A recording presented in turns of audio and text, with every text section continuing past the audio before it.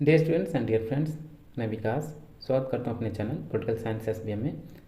आइए आज हम सॉल्व करते हैं SOC 203 से संबंधित बेहद महत्वपूर्ण MCQs, जो कि ये आपका BA 4th सेमेस्टर सोशियोलॉजी का फर्स्ट पेपर है और ये मॉडल पेपर नंबर 2 है। इससे पहले हम एक मॉडल पेपर ऑलरेडी चैनल पर अपलोड कर चुके हैं, आप उसको वहाँ देख लीजिएगा। आपके एग्जाम के लिए बेहद महत्वपूर्ण क्वेश्चन हैं। तो आइए सॉल्व करते हैं BA सेकंड सेमेस्टर सोशियोलॉजी का first paper model paper SOC 203। आगे बढ़ने से पहले एक रिक्वेस्ट है, अगर आप चैनल पर नए हैं प्लीज़ आप चैनल को सब्सक्राइब कीजिए, साथ ही वीडियो को पूरा देखिए और अपने दोस्तों में भी शेयर कीजिए। और यदि लगता है कि किसी क्वेश्चन का आंसर गलत बताया गया तो आप कमेंट बॉक्स में अवश्य कमेंट करें। तो आइए सॉल्व करते हैं सोशियोलॉजी के बेहद महत्वपूर्ण क्वेश्चन, ऑब्जेक्टिव क्वेश्चन हैं ये। क्वेश्चन नंबर 51 है। ऑलरेडी 50 क्वेश्चन का मॉडल पेपर नंबर 1 अपलोडेड है, आप उसको वहाँ से चैनल पर विजिट करके देख लीजिएगा। क्वेश्चन नंबर 51 है, the problem of economic growth नामक पुस्तक के लेखक कौन है। बेहद महत्वपूर्ण क्वेश्चन है, ये पुस्तक भी बेहद महत्वपूर्ण है। कार्ल मैनहाइम, BF हॉजलिट्स, आर्थर लेविस या वॉल्ट रस्टो। तो the problem of economic growth नामक पुस्तक के लेखक आपके BF हॉजलिट्स हैं। ऑप्शन बी राइट आंसर होगा। क्वेश्चन नंबर 52 है, लेविस ने किस वर्ग को निर्वाह क्षेत्र से संबंधित माना है। लेविस ने किस वर्ग को निर्वाह क्षेत्र से संबंधित माना है। ऑप्शन देखिए, अतिरिक्त कृषि श्रमिक, घरेलू नौकर, छोटे खुदरा व्यापारी, सभी। तो इसका answer option D right answer होगा, सभी। क्वेश्चन नंबर 53 है, लेविस द्वारा प्रस्तुत विकास का सिद्धांत किन दो क्षेत्रों के संबंध पर आधारित है। व्यक्तिगत तथा सार्वजनिक, ग्रामीण तथा नगरीय, पूंजीवादी तथा निर्वाह क्षेत्र या लोकतांत्रिक तथा सत्तावादी क्षेत्र। तो इसका आंसर होगा ऑप्शन सी, पूंजीवादी तथा निर्वाह क्षेत्र। नेक्स्ट क्वेश्चन है क्वेश्चन नंबर 54, रोस्टो द्वारा आर्थिक वृद्धि के 5 स्तरों में से कौन सा एक स्तर सही नहीं है। पारंपरिक समाज का स्तर, परिपक्वता के प्रेरणा का स्तर, आत्मस्फूर्ति का स्तर, इस तरह ही स्तर नहीं है और मिसप्रिंट है, उत्तर औद्योगिक समाज का स्तर। तो इसका आंसर होगा ऑप्शन डी, उत्तर औद्योगिक समाज का स्तर, जो कि रोस्टो द्वारा आर्थिक वृद्धि के 5 स्तरों में से एक स्तर नहीं बताया गया। क्वेश्चन नंबर 55 है, हॉजलिट्स ने विकास के लिए उत्पादन के किस मॉडल पर बल दिया है। हॉजलिट्स ने विकास के उत्पादन के आपके छोटे और मध्यम आकार की इकाइयों को ज़्यादा बल देते हैं हॉजलिट्स। क्वेश्चन नंबर 57 है, आर्थिक विकास के लिए लेविस ने किस क्षेत्र के विकास को आवश्यक माना। निम्न में से किस क्षेत्र के विकास को आवश्यक माना है। विनिर्माण क्षेत्र या कृषि क्षेत्र या सार्वजनिक क्षेत्र या इनमें से कोई नहीं। तो इसका आंसर होगा ऑप्शन ए, विनिर्माण क्षेत्र। क्वेश्चन नंबर 58 है, निम्नलिखित में से रोस्टो ने किसी स्वप्रेरित विकास का स्तर कहा है। तो रोस्टो ने परिपक्वता की प्रेरणा के स्तर को स्वप्रेरित विकास का स्तर कहा है। ऑप्शन डी राइट आंसर होगा। नेक्स्ट क्वेश्चन है क्वेश्चन 59, अल्प विकसित राष्ट्रों को नरम राष्ट्र के नाम से किसने संबंधित किया। बेहद महत्वपूर्ण क्वेश्चन है। तो जो अल्प विकसित राष्ट्र उनको नरम राष्ट्र के नाम से संबोधित करने वाले आपके गिरनार मेंडल हैं। ऑप्शन सी राइट आंसर होगा, मेंडल। क्वेश्चन नंबर 60 है, अल्प विकसित राष्ट्रों की प्रमुख विशेषता क्या है। औद्योगिक पिछड़ापन, जनसंख्या की अधिकता, निर्धनता और बेरोजगारी या ये सभी। तो ये अल्प विकसित राष्ट्रों की सभी विशेषताएं हैं, इसलिए इसका आंसर ऑप्शन डी सही होगा। डियर स्टूडेंट्स, ये आपका BA 4th सेमेस्टर सोशियोलॉजी का ये आपका फर्स्ट पेपर है 4th सेमेस्टर, इसका कोड है आपका 203। ये 4th सेमेस्टर का है, उससे संबंधित बेहद महत्वपूर्ण MCQs हैं। आप इसको अच्छे से सॉल्व कीजिए, आपके एग्जाम भी बेहद नज़दीक हैं, तो उसके लिए ज़रूरी है कि आप थोड़ा प्रैक्टिस पे ध्यान दीजिए ताकि आपके अच्छे मार्क्स गेन हो सकें। क्वेश्चन नंबर 61 है, वह सिद्धांत जो विकसित देशों द्वारा योजनाबद्ध रूप से स्वयं के लाभ संबंधित प्रयत्नों को दर्शाता है, उसे क्या कहा जाता है। तो इसको हम डिपेंडेंसी थियरी या निर्भरता का सिद्धांत कहते हैं। आपको डिपेंडेंसी थियरी या निर्भरता के सिद्धांत आपको अच्छे से पढ़ के जाना है, क्योंकि ये चैप्टर आपका बेहद महत्वपूर्ण है, इससे बहुत सारे क्वेश्चन बनते हैं। क्वेश्चन नंबर 62 है, विश्व व्यवस्था सिद्धांत निम्नलिखित में से किसने प्रतिपादित किया। बेहद महत्वपूर्ण है, मोस्ट इंपॉर्टेंट क्वेश्चन है ये। ऑप्शन है Paul Baran, Andre Gunder Frank, Karl Marx या हर्बर्ट स्पेंसर। विश्व व्यवस्था सिद्धांत यानी वर्ल्ड सिस्टम थियरी जो है किसके द्वारा प्रतिपादित किया गया।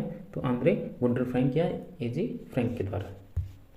क्वेश्चन नंबर 63 है, केंद्र तथा परिधि के बीच होने वाले व्यापार का परिणाम अल्प विकसित देशों का आर्थिक शोषण है। यह विचार किसका है? तो ये विचार आपका जो उन्होंने विश्व व्यवस्था सिद्धांत दिया या निर्भरता सिद्धांत दिया उन्हीं के द्वारा कहा गया, यानी एजी आंद्रे गुंडर फ्रैंक के द्वारा ये कहा गया। इन्होंने आपका वर्ल्ड सिस्टम जो थ्योरी है इसमें सेंटर और पेरिफेरी का सिद्धांत देते हैं। कहते हैं कि जो सेंटर में जो राष्ट्र हैं वो विकसित राष्ट्र हैं और जो किनारे पे हैं ये पेरिफेरी हैं। तो ये जितना इनसे दूर होंगे ये उतना ही पिछड़ेपन होंगे, क्योंकि जो भी आर्थिक संसाधनों का दोहन है इनके द्वारा किया जा रहा है और अपने द्वारा निर्मित या उत्पादित वस्तुओं का बाजार के तौर पे ये पिछड़े राष्ट्रों का या अल्प विकसित राष्ट्रों का प्रयोग कर रहे हैं। अब ये जो भी पेरिफेरी या किनारे के राष्ट्र हैं वो पूरी तरह इसी पे डिपेंडेंट है केंद्र वाले राष्ट्र पर, इसीलिए हम इसको डिपेंडेंसी थ्योरी बोलते हैं। क्वेश्चन नंबर 64 है, किसने दोहरी अर्थव्यवस्था को अंतर विकास का एक कारण माना है? तो दोहरी अर्थव्यवस्था को अंतर विकास का एक कारण आपका गुरनार्ड मेंडल के द्वारा माना गया। क्वेश्चन नंबर 65 है, निर्धन राष्ट्रों का अल्प विकास निम्नलिखित में से किस दशा का परिणाम है? प्रतिस्पर्धा, अतिरिक्त मूल्य, पूंजीवादी व्यवस्था या वर्ग संघर्ष? तो पूंजीवादी व्यवस्था आपका अल्प निर्धन राष्ट्रों का अल्प विकास का परिणाम है, पूंजीवादी व्यवस्था। क्वेश्चन नंबर 66 है, गिडेंस के अनुसार वैश्वीकरण की प्रक्रिया के 4 आयामों में से निम्नलिखित में से एक कौन सा एक सही नहीं है? विश्व पूंजीवादी अर्थव्यवस्था, औद्योगिक विकास, सांस्कृतिक आयाम या राष्ट्रीय राज्य की व्यवस्था? तो इसका आंसर ऑप्शन सी, सांस्कृतिक आयाम। क्वेश्चन नंबर 67 है, आज समान विकास की अवधारणा किसने प्रस्तुत की है? असमान है, सॉरी ये मिसप्रिंट है, ये नहीं है, असमान। असमान विकास की अवधारणा किसने प्रस्तुत की? तो इस अवधारणा को प्रस्तुत करने वाले आपके समीर अमीन हैं। ये बेहद महत्वपूर्ण क्वेश्चन है, आप इसको अच्छे से याद कर लीजिए। क्वेश्चन नंबर 68 है, निम्नलिखित में से कौन सी एक दशा वैश्वीकरण का नकारात्मक प्रभाव है? स्थानीय संस्कृतियों पर आघात, आर्थिक असमानता में वृद्धि, विकसित देशों द्वारा अल्प विकसित देशों में निम्न गुणवत्ता की वस्तुओं की उपभोग को प्रोत्साहन या उपयुक्त सभी? तो ये वैश्वीकरण का नकारात्मक प्रभाव आपका उपयुक्त सभी सही होगा, ऑप्शन डी। क्वेश्चन नंबर 69 है, किसने यह तर्क दिया है कि वैश्वीकरण सांस्कृतिक बहुलवाद को बढ़ावा देता है? एंथनी गिडेंस ने यह तर्क दिया कि वैश्वीकरण सांस्कृतिक बहुलवाद को बढ़ावा देता है। नेक्स्ट क्वेश्चन है, क्वेश्चन नंबर 70, 1960 में, ये में है, मैं नहीं है, मार्शल मैक्लुहान ने निम्नलिखित में से कौन सी अवधारणा प्रस्तुत की? बेहद महत्वपूर्ण क्वेश्चन है ये, ध्यान से पढ़िए इसको, देखिए। अल्प विकसित समाज, वैश्वीकरण, वैश्विक गांव या विकासशील देशों का सीमांतीकरण? तो 1960 में मार्शल मैक्लुहान ने ग्लोबल विलेज यानी वैश्विक गांव की संकल्पना का निर्माण किया। इसने ग्लोबल विलेज का कंसेप्ट दिया, नोट कर लीजिएगा। ग्लोबल विलेज कौन इससे संबंधित है? तो मैक्लुहान। क्वेश्चन नंबर 71 है, किसने विकसित देशों को महानगर तथा अल्प विकसित देशों को उपग्रह शब्द से संबोधित किया है? तो आंद्रे गुंडर फ्रैंक ने इसका यूज किया, ये ऑप्शन सी राइट आंसर होगा। क्वेश्चन नंबर 72 है, केंद्र परिधि का सिद्धांत किसने प्रस्तुत किया है? सेंटर और पेरिफेरी, एक सेंटर है और उसके किनारे पेरिफेरी जो है, इसका सिद्धांत किसने प्रस्तुत किया? तो आपका ये सिद्धांत एजी फ्रैंक द्वारा, यानी आंद्रे गुंडर फ्रैंक के द्वारा ये सिद्धांत दिया गया। कौन सा? केंद्र परिधि या सेंट्रल पेरिफेरी का सिद्धांत। इंपॉर्टेंट क्वेश्चन है, इसको भी नोट कर लीजिएगा आप। क्वेश्चन नंबर 73 है, निर्भरता का सिद्धांत निम्नलिखित में से किससे संबंधित है? तो जो डिपेंडेंसी थ्योरी किससे संबंधित है? विकसित देशों द्वारा अपनी शर्तों पर निर्धन देशों से व्यापार, ये भी सही है। आर्थिक साम्राज्यवाद, ये कथन भी सही है। और पूंजीवादी व्यवस्था, ये सभी, ये भी सही है। इसलिए इसका आंसर ऑप्शन डी उपयुक्त सभी सही होगा। क्वेश्चन नंबर 73 है, केंद्र तथा परिधि के बीच होने वाले व्यापार का परिणाम अल्प विकसित देशों का आर्थिक शोषण है। यह विचार किसका है? एजी फ्रैंक यानी Andre Gunder Frank, Hagen, Herbert Spencer या कार्ल मार्क्स? तो केंद्र परिधि के बीच होने वाले व्यापार का परिणाम आपका अल्प विकसित देशों का आर्थिक शोषण, ये कथन आपका आंद्रे गुंडर फ्रैंक या एजी फ्रैंक का है। क्वेश्चन नंबर 74 है, भारत में कृषि संकट से निम्नलिखित में से किस दशा का बोध होता है? तो कृषि संकट जब भी होता है तो उसमें कृषकों की समस्याओं से संबंधित ये बात आती है या इस चीज़ का बोध होता है या ज्ञान होता है। क्वेश्चन नंबर 75 है, भारत में सिंचित कृषि क्षेत्र भूमि कितना प्रतिशत है? यानी कितना भूमि सिंचित है, सिंचाई योग्य है? तो आपका 40% से अधिक भारत में सिंचित कृषि क्षेत्र भूमि है, 40%, ऑप्शन ए राइट आंसर होगा। नेक्स्ट क्वेश्चन है क्वेश्चन नंबर 76, संतुलित कृषि का आशय क्या है? संतुलित कृषि का आशय आपका परंपरागत फसलों की जगह नई फसलों का उत्पादन, इसे भी आशय है या अर्थ है। कम लागत पर बेहतर उपज, ये भी सही है। सिंचाई के लिए कम पानी की आवश्यकता, ये भी सही है। तो संतुलित कृषि का आशय में ये ऑप्शन, तीनों ऑप्शन आ जाएंगे, इसलिए इसका आंसर ऑप्शन डी, उपयुक्त सभी या यह सभी सही होगा। नेक्स्ट क्वेश्चन है क्वेश्चन नंबर 77, निम्नलिखित में से कौन सी एक दशा किसानों के व्यक्तियों का एक कारण है? किसानों के व्यक्तियों, ये व्यक्तियों नहीं, ये आपका मृत्यु आएगा, व्यक्तियों को नहीं, ये मृत्यु का कारण पूछ रहा है कि कौन सी दशा किसानों की मृत्यु का एक कारण है। तो कीटनाशक दवाओं का असुरक्षित उपयोग, क्योंकि किसान भाई जो लोग होते हैं वो बिना किसी, जितने भी कीटनाशक या पेस्टिसाइड है उसका जब भी वो खेतों में छिड़काव या यूज़ करते हैं तो बिना किसी मतलब कि सेफ्टी को उसका यूज़ करते हैं, तो वो उनसे ज़्यादा खतरा होता है, तो उनको तमाम तरह की दिक्कतें, अंततः बहुत लोग इनसे अपनी जान से हाथ धो बैठते हैं। नेक्स्ट क्वेश्चन है क्वेश्चन नंबर 78, सरकार कृषि उपज की खरीद जिस कीमत पर करती है उसे क्या कहा जाता है? तो सरकार कृषि उपज की खरीद जिस पर खरीद करती है हम उसको MSP बोलते हैं, यानी मिनिमम सपोर्ट प्राइस, इसको समर्थन कीमत बोलते हैं, न्यूनतम समर्थन मूल्य समर्थन कीमत बोलते हैं। क्वेश्चन नंबर 79 है, सीमांत व्यक्ति की अवधारणा सबसे पहले किसने प्रस्तुत की? तो सीमांत व्यक्ति की अवधारणा सबसे पहले रॉबर्ट ई पार्क के द्वारा प्रस्तुत किया गया, ऑप्शन बी राइट आंसर होगा।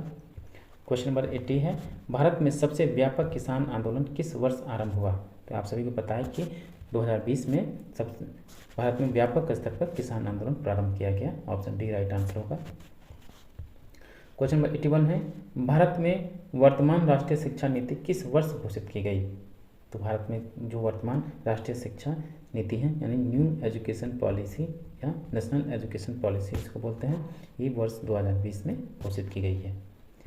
क्वेश्चन नंबर 82 है, भारत में श्रम शक्ति की कार्य कुशलता में वृद्धि करने के लिए निम्नलिखित में से कौन सी एक दशा आवश्यक है? तो भारत में श्रम शक्ति की कार्य कुशलता या स्किल डेवलपमेंट के लिए आपका व्यावसायिक प्रशिक्षण बेहद जरूरी है।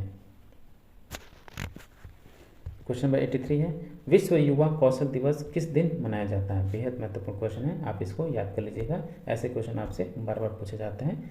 तो जो आपका विश्व युवा कौशल दिवस किस दिन को मनाया जाता है? 15 जुलाई को मनाया जाता है। क्वेश्चन नंबर 84 है, निम्नलिखित में से कौन सी एक दशा भारत में मानव संसाधन विकास में बाधक नहीं है? तो मानव विकास संसाधन में बाधक आपका प्रशिक्षित मानव शक्ति का पलायन, ये भी सही है। प्रशिक्षण संस्थाओं का अभाव और जनसंख्या वृद्धि, ये तो मानव संसाधन विकास में बाधक है, आपसे पूछा बाधक नहीं है। तो संचार के साधनों में कमी, ऑप्शन ए इसमें राइट आंसर होगा।